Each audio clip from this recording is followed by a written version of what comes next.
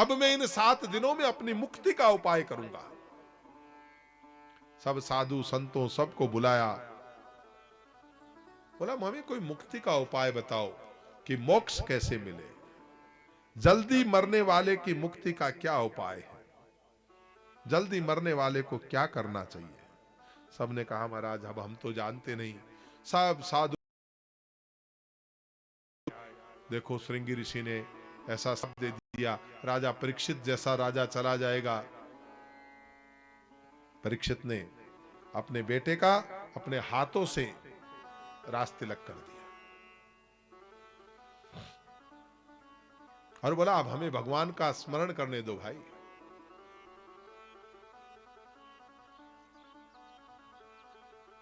जल्दी मरने वाले व्यक्ति की मुक्ति का उपाय क्या है, बस यही प्रश्न हमें सुनाओ।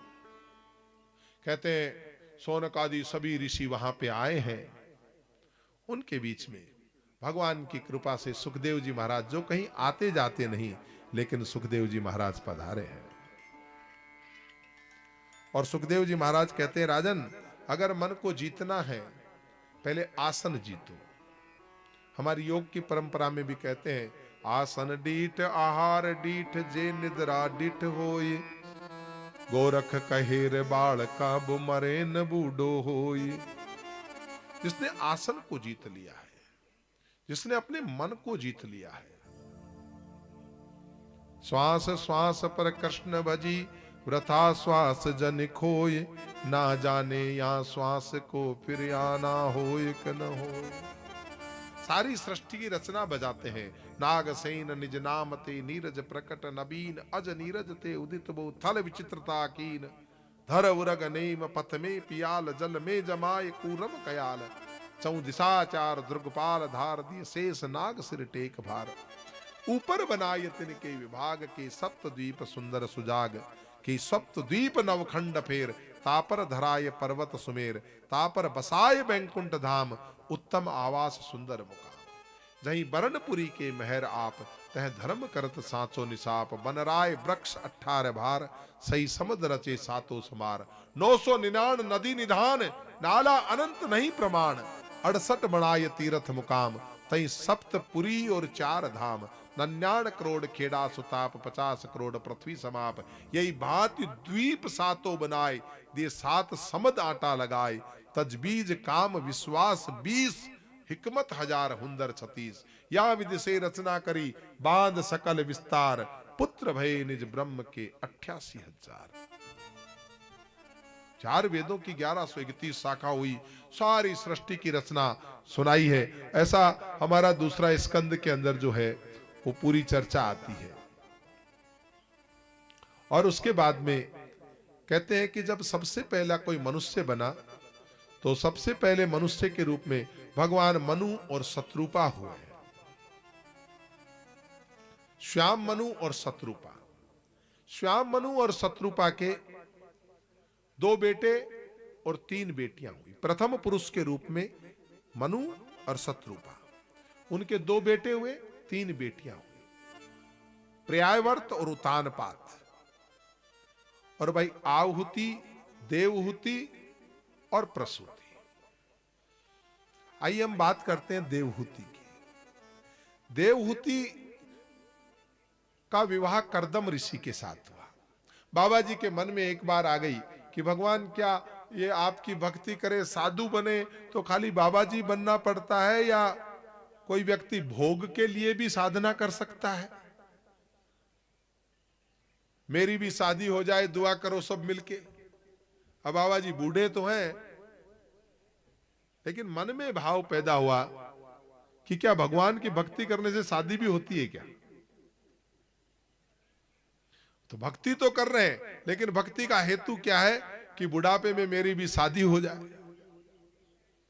भगवान ने कहा देखो, इतने बड़े विद्वान साधु हैं, लेकिन तपस्या किस लिए कर रहे हैं कि मेरी भी, कर्दम बड़े ज्ञानी हैं। भगवान ने कहा इनकी शादी तो करवानी पड़ेगी। और ऐसी व्यवस्था हुई कि भगवान ने जाकर के मनु महाराज को कहा कि आपकी जो दूसरा नंबर की कन्या है ना देवहूति, उसका विवाह आप कर्दम ऋषि के साथ में जाकर के कर दीजिए। कर्दम ऋषि के पास गए। कर्दम ऋषि तो तपस्या में महाराज निमग्न थे। खाली मन में विचार आया था कि मेरी भी शादी हो जाए। जब मनु महाराज आए तो कर्दम ऋषि ने स्वागत किया। तो उन्होंने कहा, महाराज मुझे स्वप्न में ऐसा आदेश मिला है कि आपके दूसरे नंबर की बेटी देवहूति का विवाह जो है वो कर्दम ऋषि के साथ करे। मैं महाराज आपको कन्या समर्पित करने आया हूं। ऐसा नहीं, हमारे यहां पे तो राजा महाराजाओं ने साधुओं को अपनी बेटियां दी है। साधुओं का वंश भी राजा महाराजाओं ने चलाया है। ये भी कहते हैं भगवान राम की एक बहन भी थी, ऐसा भी लेख आता है, शांता नाम था, जो इन्हीं श्रृंगी ऋषि को ब्याही गई थी। ऋषि मुनियों की तो हम संतान है ना। तो देवहूति नाम की कन्या को और किसी राजकुमार को न देकर के कर्दम ऋषि को देने का फैसला किया। कर्दम बाबा साधु, उन्होंने कहा मेरे मन में भाव जरूर आया था लेकिन ऐसी कोई इच्छा नहीं राजन। बोला मुझे तो हुक्म है, आपको देनी पड़ेगी, आप प्राणी ग्रहण से। बोला यहां कहां रखोगे, मेरे पास तो एक झूंपड़ी है, खाने का भी तो नहीं, मैं साधु कहीं मांगने जाता भी नहीं, भिक्षा भी नहीं पाता। बोला महाराज आप जैसे रखोगे रह जाएगी। ठीक है, आपको अगर भगवान का हुक्म हुआ तो भगवान की व्यवस्था भगवान करेंगे, है हरि की व्यवस्था हरि करे। विवाह कर लिया और विवाह करने के बाद में पति पत्नी जब दोनों कक्ष में आए तो कक्ष क्या था, एक झोपड़ी थी। अब देवहूति जैसी सुंदर कन्या और कर्दम जैसा बूढ़ा बाबा जी। बोले महाराज मुझे कहां रहना होगा। बोला इस झोपड़ी में। उस झोपड़ी में बिल थे, एक बिल में से फू करके। बोला महाराज ये, बोला अपने साथ ही रहते हैं। बोला इधर, बोला इन बिलों में चूहे रहते हैं और इस बिल में सांप रहता है। देवहूति समझ गई महाराज मैं रह सकती हूं। पास में देखा,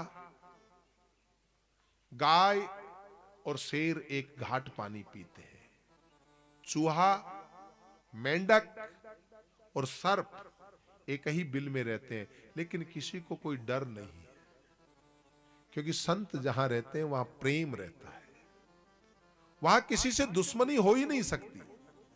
जो जन्म से एक दूसरे के दुश्मन है, चूहा को सांप, सांप को चूहा दिख जाए छोड़े क्या। लेकिन आज सांप और चूहा एक जगह रहते हैं। बोला महाराज अपने लिए, बोला मेरे लिए वो 1.5 फुट का आसन लगा हुआ है, मैं अभी साधना में बैठ जाऊंगा। महाराज मैं, बोला तू भी एक 1.5 फुट का आसन लगा ले। महाराज कहते हैं हजारों वर्ष तपस्या चली और वो अपनी बैठी बैठी पति की सेवा करती रही। कहते हैं जब पसीना आ जाता था तो कपड़े से पोंछ देती थी, ध्यान समाधि टूटी नहीं, पूरा ध्यान रखती थी अपने पति का, श्रद्धावान थी। आजकल की कोई होती तो बाबा जी को कभी छोड़ के, मेरे पिता ने जहां बांध दिया, भला है बुरा है जैसा भी है, मेरा पति मेरा देवता है।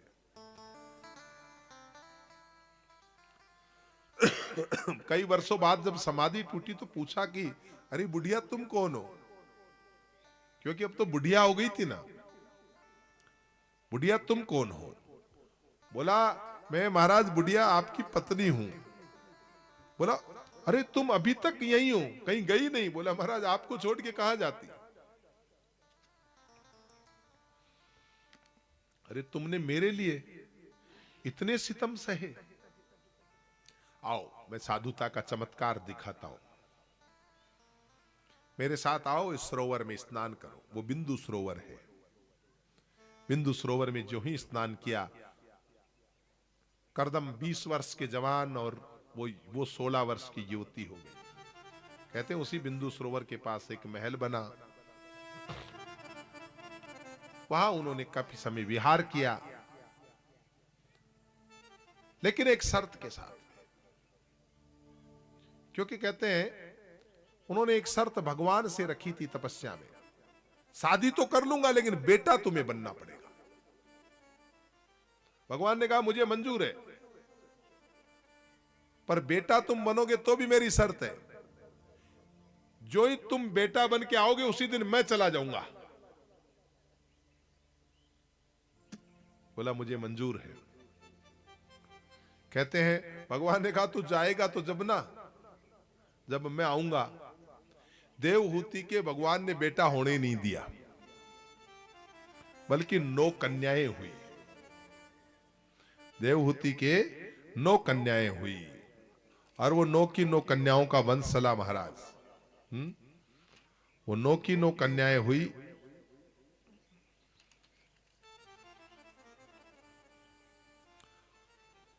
अब 10वें के अंदर जो है कर्दम ऋषि के यहां पे भगवान कपिल का अवतार होता है। बोले कपिल भगवान की। कपिल अवतार की कथा आती है। कपिल के जन्म लेते ही अपने वचन अनुसार कर्दम ऋषि तो भगवान की साधना करने के लिए चले गए, और मां देवहूति ने उन्हें अपना गुरु माना। बड़ा बड़ा मार्मिक संवाद है कपिल और देवहूति का, लेकिन समय की बड़ी मर्यादा है। कपिल और देवहूति का संवाद तो हम नहीं कर पाएंगे, लेकिन हम कथा का थोड़ा आगे बढ़ाते हुए एक बात तक हम जरूर पहुंचेंगे। उन्हीं पर्यायवर्त और उतानपात में देवहूति के जो भाई थे राजा उतानपात, ये तो बहन की कथा हुई। इनका जो भाई था महाराज मनु का बेटा, उनका नाम था उतानपात। उतानपात राजा के पहली पत्नी थी जिसका नाम था सुनीति। जो नीति पे चलने वाली थी उसका नाम था सुनीति। सुनीति पतिव्रता धर्म का पालन करती थी। राजा भी सुनीति को चाहते थे, लेकिन एक दिन राजा कहीं घूमते घूमते कहीं शिकार पे गए कि उन्हें एक और सुंदर लड़की मिल गई। उसको अपने घर ले आए। उसका नाम था सुरुचि। पहली थी सुनीति और दूसरी पत्नी के रूप में सुनीति को लेकर के आ गए। और जो ही सुरुचि आई तो उसने आते पूछा ये कौन है? बोला ये मेरी पत्नी है। तो बोला मुझे पहले बताते। अब या तो घर में ये रहेगी या फिर घर में मैं रहूंगा, मैं रहूंगी या फिर ये रहेगी। तो उन्होंने कहा भाई देवी अब तू आई है। आदमी को नीति कहां पसंद आती है, रुचि पसंद आती है। इसलिए सुरुचि को रख लिया और सुनीति को पास में दूसरा एक आश्रम में सुनीति रहती है। दोनों के गर्भ से एक एक बच्चे का जन्म हुआ। सुनीति के गर्भ से जिस बच्चे का जन्म हुआ उसका नाम ध्रुव है, और सुरुचि के गर्भ से जिस बच्चे का नाम हुआ उसका नाम उत्तम है। आज ध्रुव की इच्छा हुई कि मैं अपने पिता की गोद में जाकर बैठूं, लेकिन जो ही पिता की गादी पे बैठने लगा, सुरुचि ने आकर के हाथ पकड़ लिया और कहा कि आप नहीं बैठ सकते। आपको अगर बैठना है तो मेरे गर्भ से जन्म लेना पड़ेगा, और मेरे गर्भ से जन्म लेने के लिए तुम्हें भगवान की तपस्या करनी पड़ेगी। एक मार्ग तो बता दिया, भगवान की तपस्या लेनी पड़ेगी। लेकिन भगवान की तपस्या करने के बाद क्या कोई गर्भ से जन्म लेता है क्या? वो रोता रोता गया मां के पास। मां मां मां, छोटी मां ने मुझे यूं कहा अगर तुम्हें बाप की गद्दी पे बैठना है तो मेरे गर्भ से जन्म लेना पड़ेगा, और उसके लिए तुम्हें भगवान की भक्ति करनी पड़ेगी। तो बोला बेटा मां ने सलाह अच्छी दी है, तू भगवान की भक्ति कर मेरे लाल। मां हो तो ऐसी हो, नहीं तो आज वाली होती तो चली जाती। क्यों जी, हमारे मेरे बेटे का अधिकार नहीं है क्या? पहले तो मैं आई हूं मोड़ बांध के, नहीं कहती क्या? ऐसी ऐसी लड़ने वाली नहीं है। उसने कहा पूरे है वो मर्द जो हर हाल में खुश है। नहीं है तो नहीं। बेटा तू इस गादी पे क्या बैठता है, तू तो भगवान की गादी पे विराजमान होगा। ऐसी ऐसी माताएं जब होती है इस देश में, तब जाके ध्रुव जैसा कोई भक्त पैदा होता है। लेकिन बिन गुरु ज्ञान कहां से पाऊं, दीजो ज्ञान हरि गुण गाऊं। ध्रुव जी महाराज जब जाते हैं, रास्ते में नारद जी महाराज मिलते हैं। नारायण श्रीमन नारायण, नारायण श्रीमन नारायण श्रीमन नारायण नारायण नारायण भज मन नारायण नारायण नारायण लक्ष्मी नारायण नारायण नारायण लक्ष्मी नारायण नारायण नारायण श्रीमन नारायण नारायण नारायण ओ श्रीमन नारायण नारायण नारायण हरिओम नारायण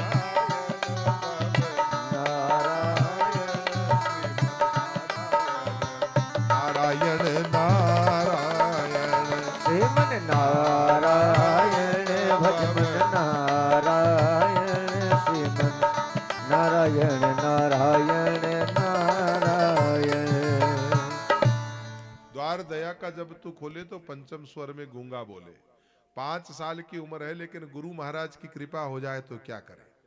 पहले परीक्षा ली रे बेटे, कहां जा रहे हो? बोला माँ ने कहा है भगवान की प्राप्ति करो। बोला जंगल में भगवान नहीं रहते, जंगल में शेर रहते। बोला नहीं, कैसे भी कृपा करो, मुझे जो है भगवान के दर्शन करने पड़ते हैं। अभी 5-10 मिनट, आपको ज्यादा लेट नहीं करेंगे, बस अब ध्रुव जी महाराज का जन्म और ध्रुव जी महाराज का भगवान का मिलन करवा दे, फिर कथा समापन करेंगे। हम भी जल्दी खींच रहे हैं क्योंकि आज थोड़ी कथा बड़ी एक्सप्रेस दौड़ानी पड़ी। तो ध्रुव जी महाराज को नारद जी मिलते हैं, 12 अक्षरीय मंत्र देते, ओम नमो भगवते वासुदेवाय का बेटा जाप करना, अपनी निष्ठा भगवान के प्रति छोड़ना मत। और कहते हैं जब आपके संकल्प में शक्ति हो तो परमात्मा को प्रकट होना पड़ता है। ध्रुव जी महाराज ने बड़ी कठिन तपस्या की। एक बात ध्यान रखना, भगवान को प्राप्त करने की उम्र नहीं होती। 5 वर्ष का ध्रुव भी भगवान को प्राप्त कर सकता है, नहीं तो 100 वर्ष की मां बुढ़िया हो जाए तो भी परमात्मा के दर्शन नहीं कर सकती। भगवान जिस दिन आपके मिलने की इच्छा प्रकट होगी वो हाजरा हजूर है, जागंदी जोत है। परमात्मा को जब चाहे तब आप प्रकट कर सकते हैं। ध्रुव जी महाराज ने देखा आज चतुर्भुजी नारायण के रूप में शंख चक्र गदा पद्म धारिणी भगवान ने ध्रुव जी महाराज को दर्शन दिए। बोलिए ध्रुव जी महाराज की जय, विष्णु भगवान की जय, कृष्ण कन्हैया लाल की जय।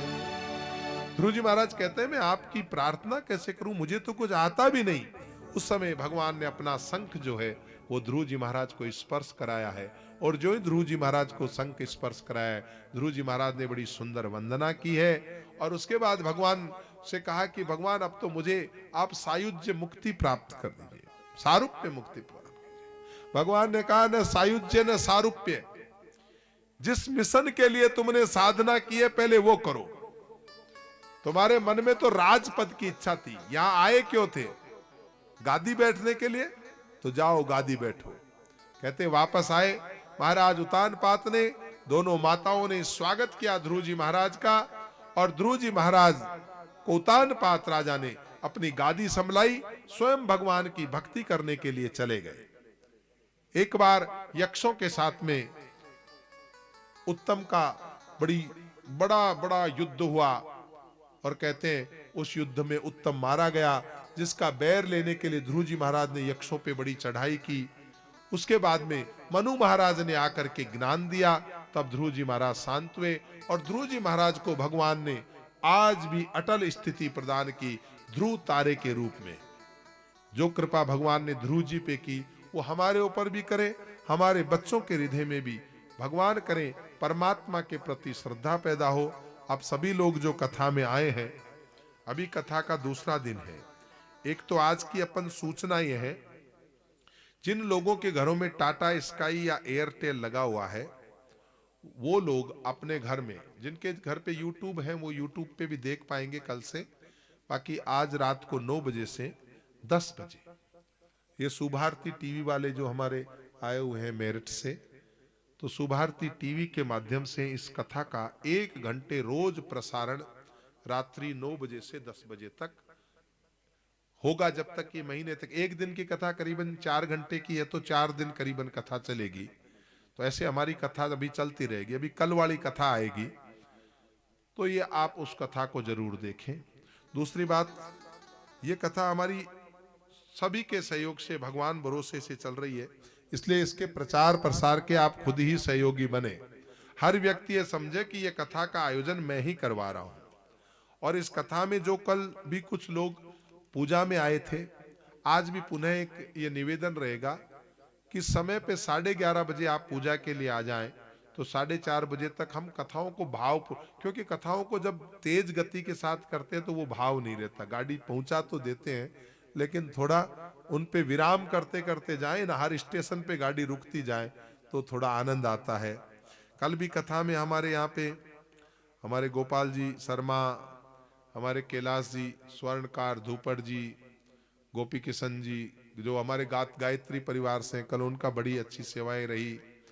निर्मल जी शर्मा, हमारे गोपाल जी चौधरी, नंद किशोर जी केशव, गौरी शंकर जी सैनी, कैलाश जी सोनी डावर, कुंज बिहारी जी डावर, महेश जी जोशी, कमलेश जी पत्रकार, गोपाल जी चौधरी, गोवर्धन जी चौधरी, राम गोपाल जी सेन, मदन लाल जी, मूलचंद जी चौधरी, राम बिलास जी, रामजी लाल जी पापटवान जी, और भी काफी लोग, जितेंद्र अग्रवाल जी, ये जितने लोग जो कल कथा में पधारे उनके नाम है। आज भी जो यजमान बने थे और जो लोग कल भी आप पूजा में यहाँ पधारे, कोई ऐसा हमारा कोई शुल्क नहीं है ऐसा कि भाई पूजा में कोई संकोच ना करें। जिनको भी पूजा करने की हृदय से इच्छा हो वो भाव के साथ में आए, पूजा करें।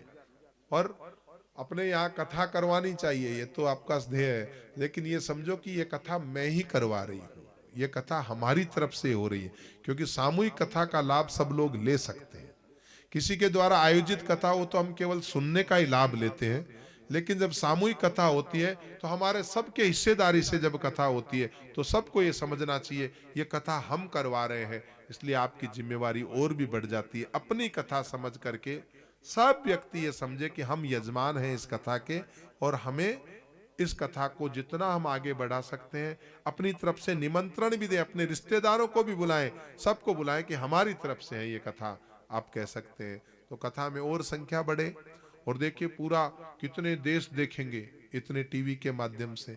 अपने यहाँ तो कथा हो ही रही है, लेकिन आप लोगों को कितने कितने देशों में यूट्यूब के माध्यम से और टाटा स्काई और यहाँ जहाँ भी चलते हैं उन चैनलों के माध्यम से पूरे देश विदेश में भी, देश में भी और विदेश में भी, कई जगह एशिया में ये कथा हमारी चल सकती है ना। मैं पूछ रहा था तो बता रहे थे कि एशिया महाद्वीप में भी हमारी कई जगह ये कथा चलती है। तो आप सभी लोग जो पधारे उन सभी का बहुत बहुत, और अच्छी संख्या बढ़ गई, हमें मालूम है कि कल संख्या और बढ़ेगी, ये तो बढ़ती जाएगी। अभी हम आरती की तैयारी करेंगे, एक थाली नीचे दे देंगे आरती की, एक आरती तैयार करो है? थाली दो नहीं है, एक नीचे और दे दो उनको, एक हाँ आरती नीचे से भी कर ले कुछ लोग यजमान वगैरह ऊपर है। और एक मैं और कह दूं, हमारे दादू पीठाधीश्वर जी जिन्होंने अभी देवलोक गमन किया है, और महाराज श्री के आज सत्संग का कार्यक्रम, आज सत्संग है और कल वहाँ भंडारा साधुओं का होता ही है, वहाँ भंडारे का भी आयोजन है। या आप वहाँ से निमंत्रण लेके ही आए हैं, दादू पीठाचार्य जी महाराज जो है उन्होंने भी निमंत्रित किया है। तो हमारी तो हम बहुत बड़े बड़भागी हैं, पास में ही इतनी बड़ी दादू पीठ भी हमारे पास में 10 किलो, सब जानते हैं वो तो है। तो आज संत श्री भी वहाँ से पधारे हैं, आपको भी हम व्यासपीठ से नमन करते हैं, आप सबको नमन। और कथा को और भी आप खूब पधारे, समय पे आए। एक थोड़ा सा निवेदन ये है, शुरू में जब कथा प्रारंभ होती है ना, माताओं से निवेदन है जाने की जितनी जल्दी रहती है ना, हम तो कोशिश करते हैं आपके भाव देख लेते, एक माता जी उठी तब तक देख लेते कि कोई जाए नहीं, उससे पहले हम विराम कर दे। ध्रुव जी महाराज के प्रसंग को 5-7 मिनट में कंप्लीट किया कि भाई क्या करें, आपकी जिम्मेवारियां हैं, घर की जिम्मेवारियां हैं, आपको जाना रहता है। भैया करो तैयारी करो।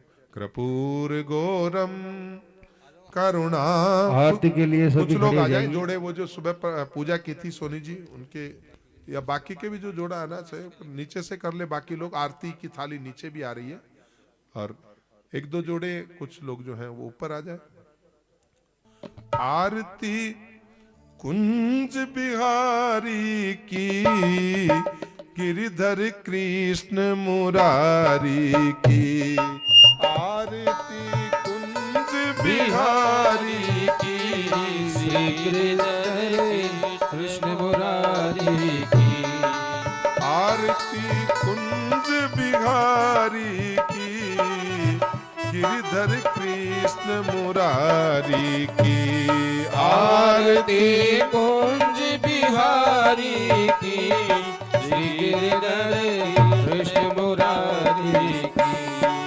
गले में वैजंती माला, माला गले में वैजंती माला, माला बजाए मुरली मधुर बाला, बाला ओ बजाए मुरली मधुर बाला, बाला बजाए मुरली मधुर बाला, बाला ओ बजाए मुरली मधुर बाला, बाला श्रवण में कुंडन जल काला, काला ओ श्रवण में कुंडन छल काला, काला नंद के आनंद नंद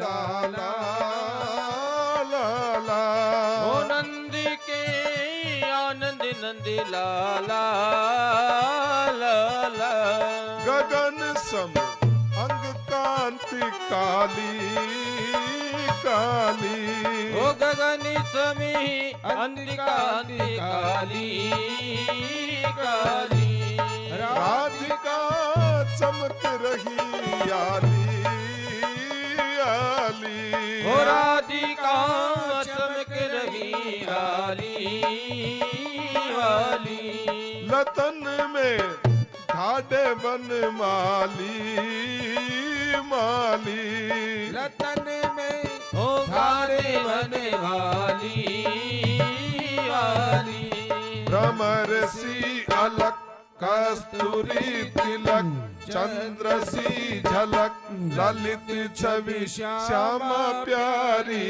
की। गिरिधर कृष्ण मुरारी की, आरती कृष्ण बिहारी की, गिरिधर कृष्ण मुरारी की।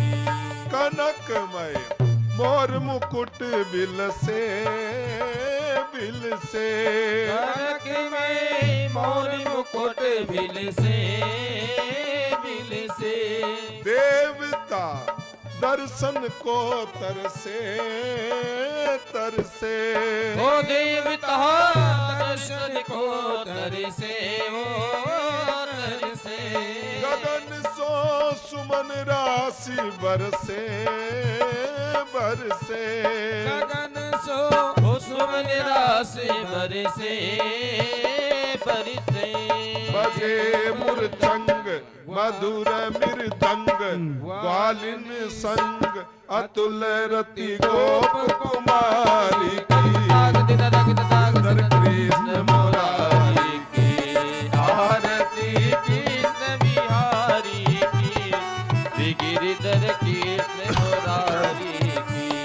आरती कुंज बिहारी की, श्री कृष्ण मुरारी की, आरती कुंज बिहारी की, श्री गिरिधर कृष्ण मुरारी की।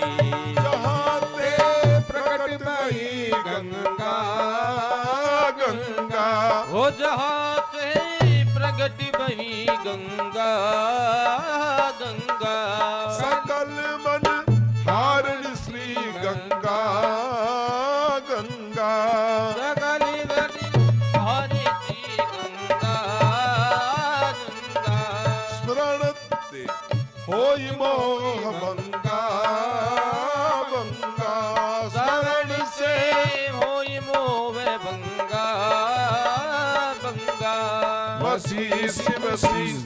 जटा के बीच हरे अध की चरण छवि श्री बनवारी की कृष्ण बिहारी की आरती कुंज बिहारी की गिरिधर कृष्ण बिहारी की आरती कृष्ण मुरारी की गिरिधर कृष्ण बिहारी की आरती हो कुंज बिहारी की गिरिधर कृष्ण मुरारी की चमकती उज्जवल तेरे रो वो चमकती उज्जवल तेरे रो बाज रही वृंदावन रेनो मेनो ओ बाज रही वृंदावन देनो चौदसी गोपी ग्वाल धेनो दाने दस गोपी ग्वाल देनो हसद मद मन चांदनी मन खटक भव बन तेरी सुनी दीन बिहारी श्री गिरधर कृष्ण मुरारी की आरती कृष्ण मुरारी की गिरधर कृष्ण बिहारी की आरती कुंज बिहारी की श्री गिरधर कृष्ण मुरारी की हो आरती कृष्ण बिहारी की गिरधर कृष्ण मुरारी की श्री गिरधर कृष्ण मुरारी की श्री गिरधर कृष्ण मुरारी की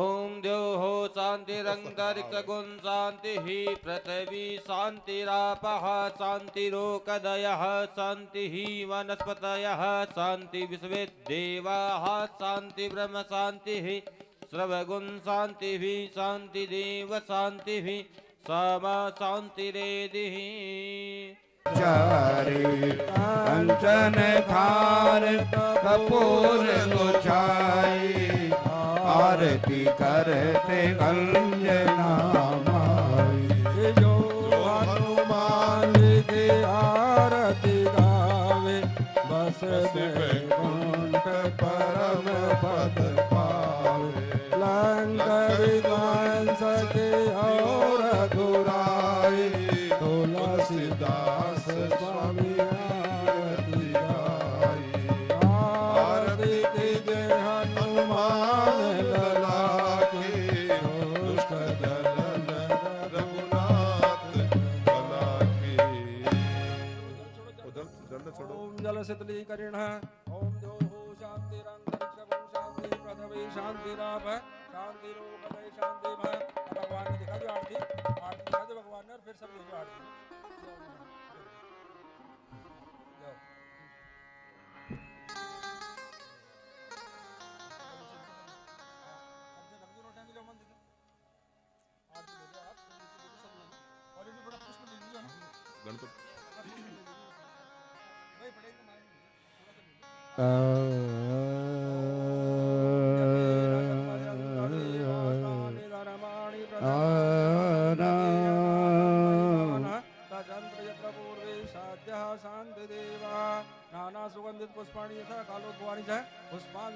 ओम वक्रतुंड महाकाय सूर्य कोटि समप्रभ प्रेम से बोलो भगवान गजानन गणेश जी महाराज के निर्विघ्नं बोलो कुरु सीताराम जी मे महाराज देव के बोलो बालाजी सर्वकार्येषु महाराज सर्वदा के बोलो कृष्ण कन्हैया लाल के बोलो भागवत महापुराण के बोलो व्यास जी महाराज के सनातन धर्म के आज के आनंद की आनंद कराने वालों के आनंद में भाग लेने वालों के जय जय सीताराम।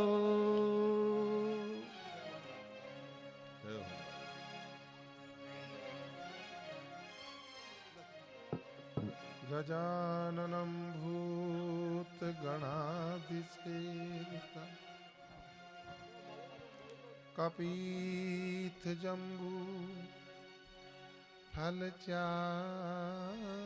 फलचारुभक्षणम्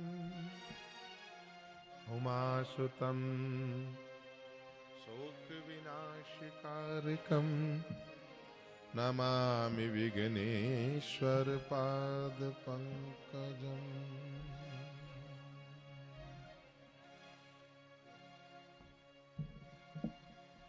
गाइए गणपति जगवंदन, गाइए गणपति जगवंदन, गाइए गणपति जगवंदन, गाइए गणपति जगवंदन। शंकर सुवन भवानी नंदन, शंकर सुवन भवानी नंदन, गाइए गणपति जगवंदन, गणपति जगवंदन, गाइए गणपति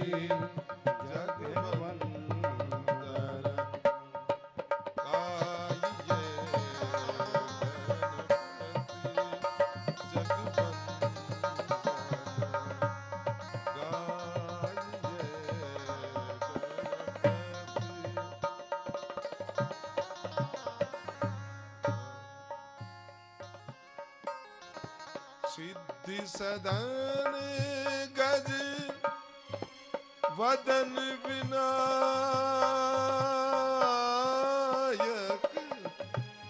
सीधी सदन गज बदन विनायक, सीधी सदन गज वदन विनायक है, सीधे सदन गज वदन विनायक, कृपा सिंधु सुंदर सबलायक,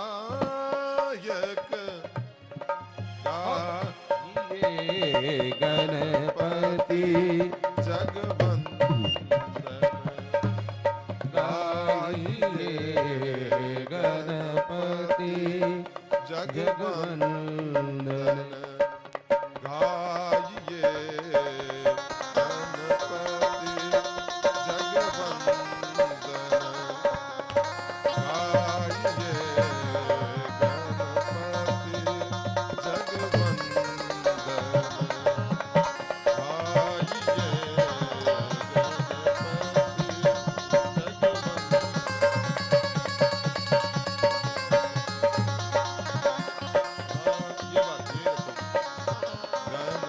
गणपति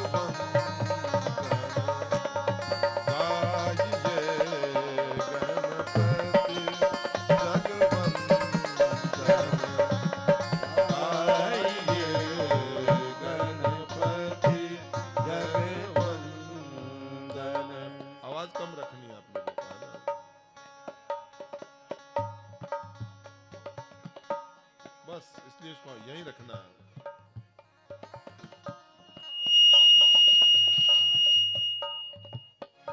ये बात यहाँ तक, ये मधुरता से काम होना चाहिए।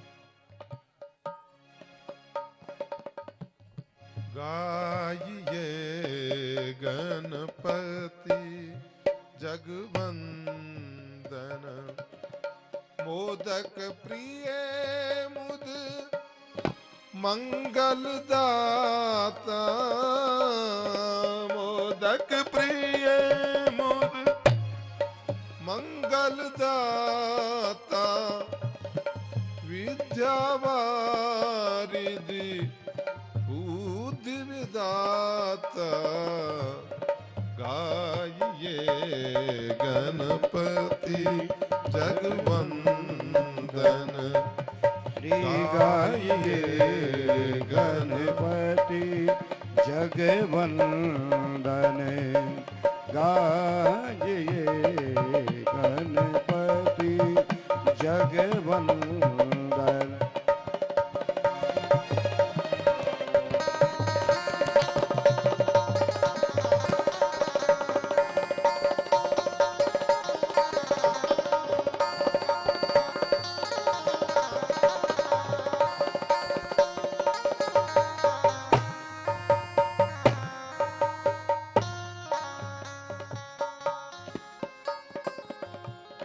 मांगत तुलसी दास कर जोरे मांगत तुलसी दास कर जोरे मांगत तुलसी दास कर जोरे बसहु राम सिए मानस मोरे गाइए गणपति जगवंदन गाइए गणपति जगवंदन गाइए गणपति।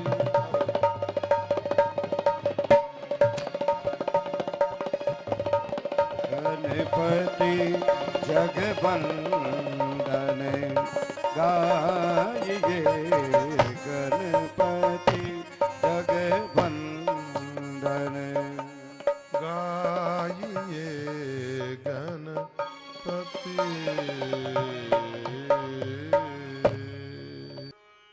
कथा प्रारंभ से पूर्व कुछ मिनट 2 मिनट के लिए कीर्तन करें, फिर कथा में प्रवेश करते हैं।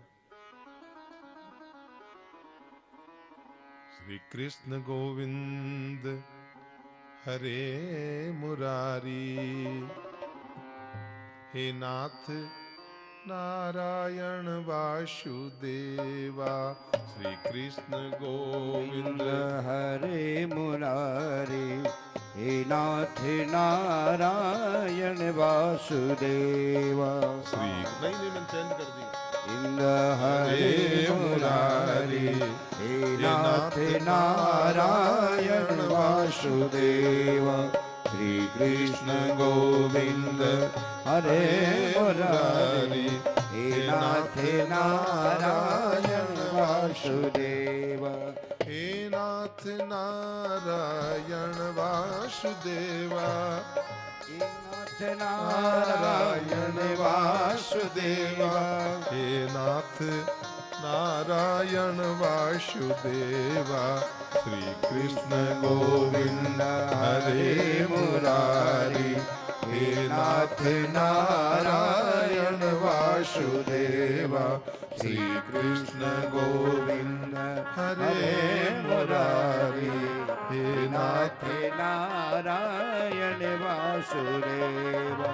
श्री कृष्ण गोविंद हरे मुरारी हे नाथ नारायण वासुदेवा। श्री कृष्ण गोविंद हरे मुरारी हे नाथ नारायण वासुदेवा। श्री कृष्ण गोविंद हरे मुरारी हे नाथ नारायण वासुदेवा। श्री कृष्ण गोविंद हरे मुरारी हे नाथ नारायण वासुदेवा। हे नाथ नारायण वासुदेवा। हे नाथ नारायण वासुदेवा। हे नाथ नारायण वासुदेवा। हे नाथ नारायण वासुदेवा। श्री कृष्ण गोविंद हरे मुरारी हे नाथ नारायण वासुदेवा।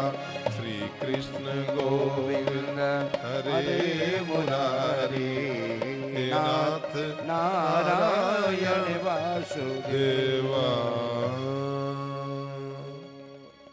सद्गुरुदेव भगवान की जय हो, गजानंद गणेश जी महाराज की जय हो, भगवान श्री रामचंद्र की जय हो, श्री कृष्ण चंद्र की जय हो, राज राजेश्वरी लक्ष्मी मात की जय हो, सरस्वती मात की जय हो, हनुमान जी महाराज की जय हो। बोलो रे बेलियो अमृत वाणी। हर हर हर महादेव। नमः पार्वती पतय हर हर हर महादेव। महानुभाव मनोजवम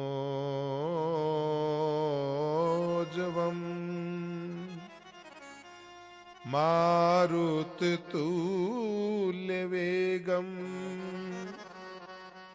जितेन्द्रियं बुद्धिमतां वरिष्ठं वातात्मजं वानरयूथमुखं श्रीरामदूतं शरणं प्रपद्ये। बोलिए हनुमान जी महाराज की जय हो, जय हो।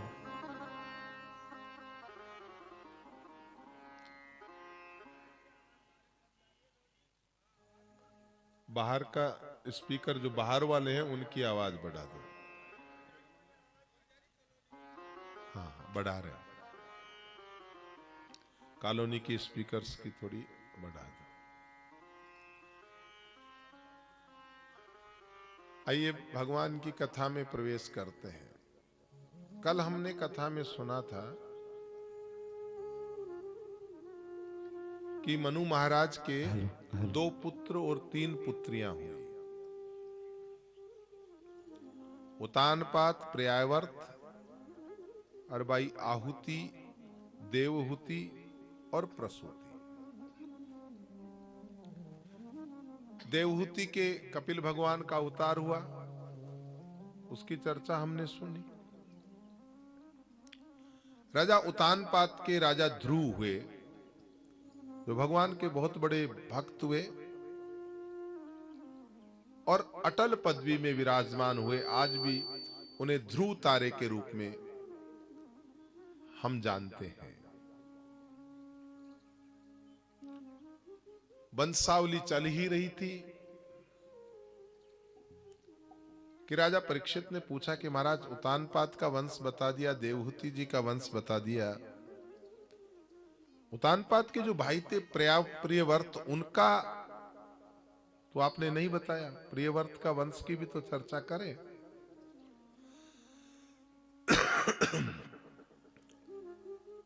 सुखदेव जी महाराज कहते हैं, राजन पहले तो यथा नाम, जैसा नाम होता है वैसा ही काम होता है।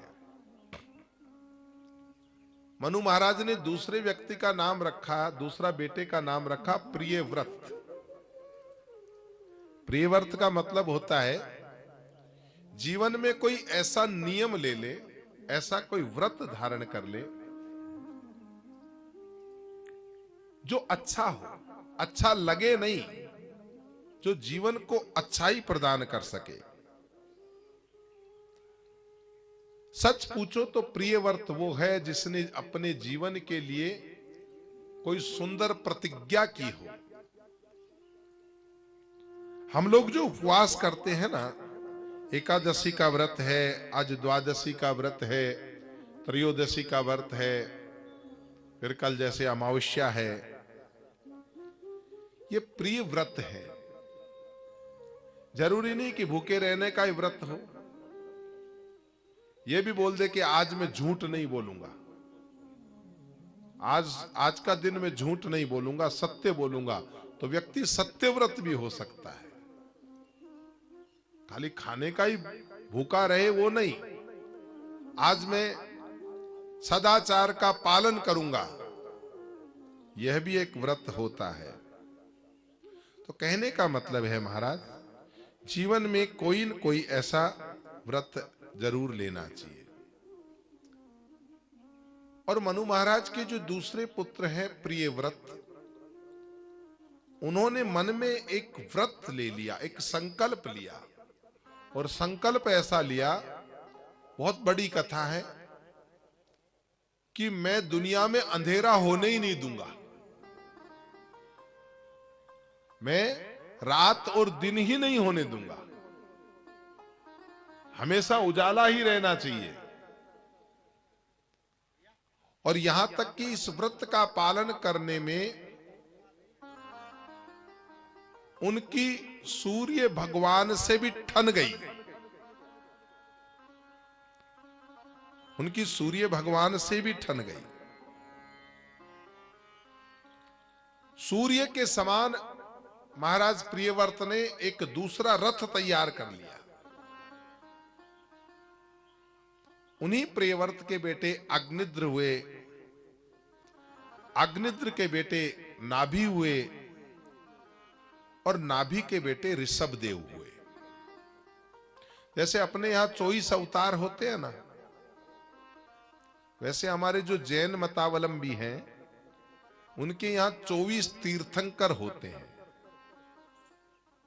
और भगवान ऋषभदेव से ही ये जैन मत प्रारंभ होता है। भगवान ऋषभदेव को अपना प्रथम तीर्थंकर मानते हैं।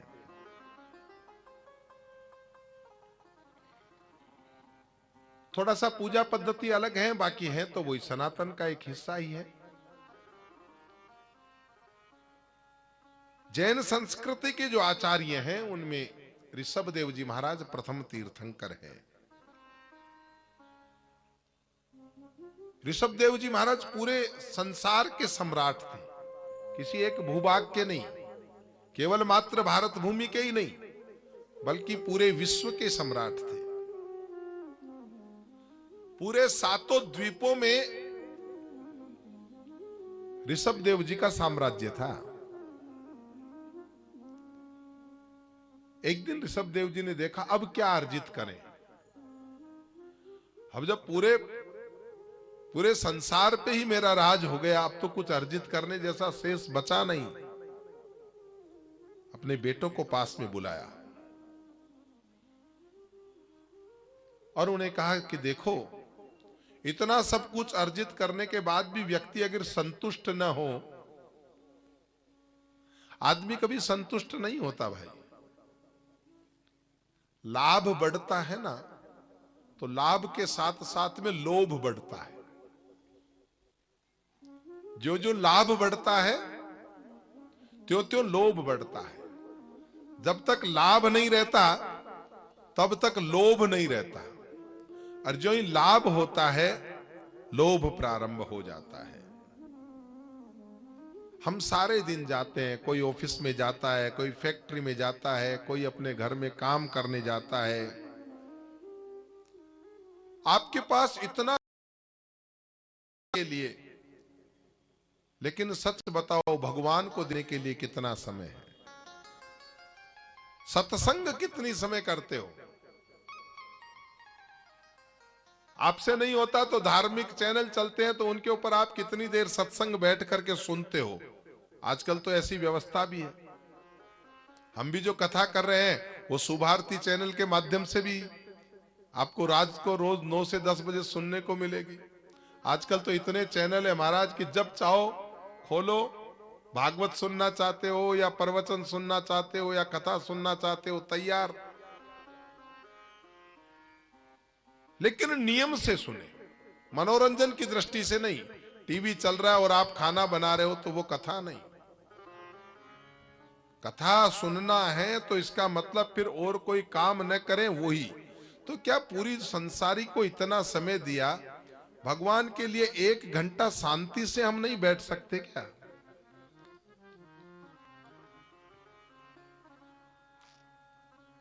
अगर नहीं हो तो अपने बेटे को या पोते को कहो कि बेटा तू कथा कर, हम कथा सुनते हैं, वो भी गौरवान्वित महसूस करेगा, उसके जीवन में संस्कार आएंगे। दादी को और दादा को ज्ञान सुनाते सुनाते दादी दादा तो क्या ज्ञानी होंगे, लेकिन ऐसे घर में कथा चलने लगी तो बेटा संस्कारी जरूर हो जाएगा, पोता संस्कारी हो जाएगा। पोते के आगे बढ़िया आसन लगाओ, व्यासपीठ सजाओ और उसे कहो बेटा तू कथा सुना, हम सुनते हैं। बेटा बोले A for apple, B for boy, उसकी जगह उसको थोड़ा ये भी बोलो बेटा थोड़ी भगवान की कथा सुना दे अब तो तेरे को, तो जीवन में आनंद हो जाएगा बात। और कहते हैं ना, जो आदमी 1 घंटा रोज कथा सुनते हो सुबह और शाम नियम से, उनकी सारी हारी बीमारी की, उनकी रोजी रोजगार की चिंता उसे नहीं करनी पड़ती, भगवान को करनी पड़ती है। योगक्षेमम वाम्यहम्। जो भगवान के भरोसे होता है उसको फिर कहीं इधर उधर भटकने की जरूरत नहीं होती। भगवान कहते हैं तू दिल से इतना विश्वास करके तो देख, तेरी बिगड़ी अगर न बना दूं तो फिर कौन पूछेगा, फिर कौन। परमात्मा से प्रार्थना करे, हे प्रभु मेरी भी बिगड़ी बने।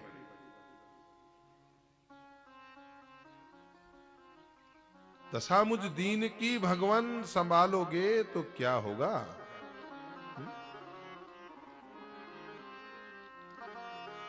अगर मुझे आपके चरणों की सेवा में मुझे भी लगा लोगे तो क्या होगा।